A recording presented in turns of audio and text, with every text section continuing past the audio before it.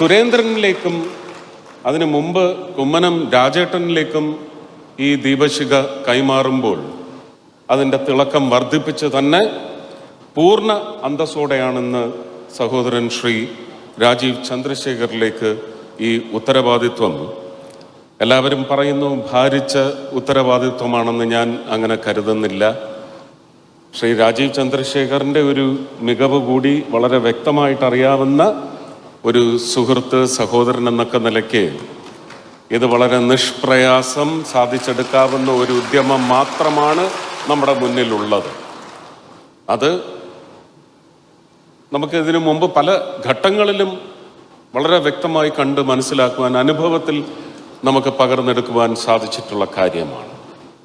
തിരുവനന്തപുരത്തെ ഒരു 3 മാസം നീണ്ടുനിന്ന തെരഞ്ഞെടുപ്പ് പ്രചരണത്തിലൂടെ മാത്രമല്ല, ഒരുപക്ഷെ ഒരു സംസ്ഥാന സമ്മേളനത്തിൽ, അതാരുടെ സമ്മേളനമെന്നൊന്നും പറയാൻ ഞാൻ ആഗ്രഹിക്കുന്നില്ല, ഒരു വിലയിരുത്തൽ വന്നതിനെ സംബന്ധിച്ച് ശ്രീ സുരേന്ദ്രൻ ഇവിടെ പരാമർശിച്ചെങ്കിൽ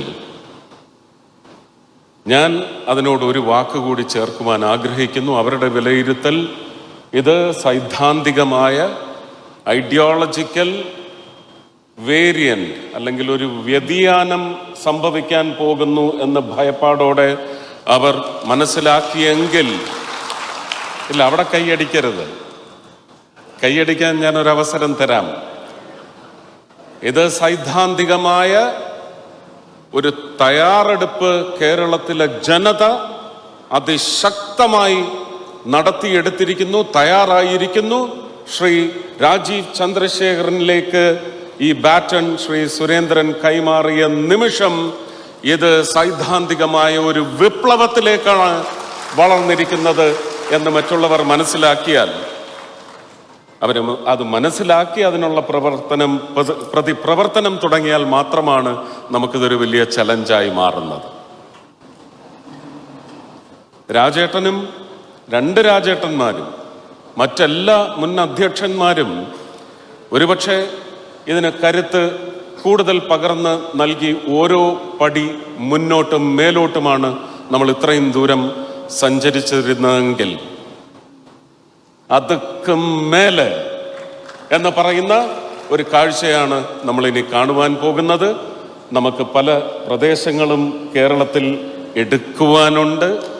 ആ എടുക്കുവാനുള്ള തയ്യാറെടുപ്പില്ല. അത് ശരി, ആ വാക്ക് കേട്ടാലേ നിങ്ങൾക്ക് ത്രസിക്കൂ അല്ലേ? നമ്മൾ കേരളം മൊത്തം ഭാരതത്തിന് വേണ്ടി, ശ്രീ നരേന്ദ്രമോദിക്ക് വേണ്ടി, അമിത്ഷാജിക്ക് വേണ്ടി, നിർമ്മല സീതാരാമന് വേണ്ടി, ശ്രീ രാജ്നാഥ് സിംഗിന് വേണ്ടി നമ്മൾ കേരളം മൊത്തം ഇങ്ങെടുക്കുവാൻ പോവുകയാണെന്ന് ആഞ്ഞടിച്ച് പ്രഖ്യാപിക്കണം ഈ നിമിഷം. ആ ഊർജം കൊണ്ട് നമുക്ക് നേട്ടങ്ങൾ കൊയ്തെടുക്കുവാനും സാധിക്കണമെന്ന് മാത്രം ആഗ്രഹിച്ചുകൊണ്ട്, പ്രാർത്ഥിച്ചുകൊണ്ട്, ഉറപ്പായിട്ടും ശക്തമായ പിന്തുണയാണ്, ആശംസകൾ മാത്രമല്ല പിന്തുണയാണ് ഈ വേദിയിൽ നിന്നുകൊണ്ട് നിങ്ങൾ ഓരോരുത്തരോടുമൊപ്പം ഹൃദയപൂർവ്വം ഇവിടെ പ്രഖ്യാപിക്കുന്നത്. ശക്തമായ പിന്തുണ. ഭാരത് മാതാ കി ജയ്.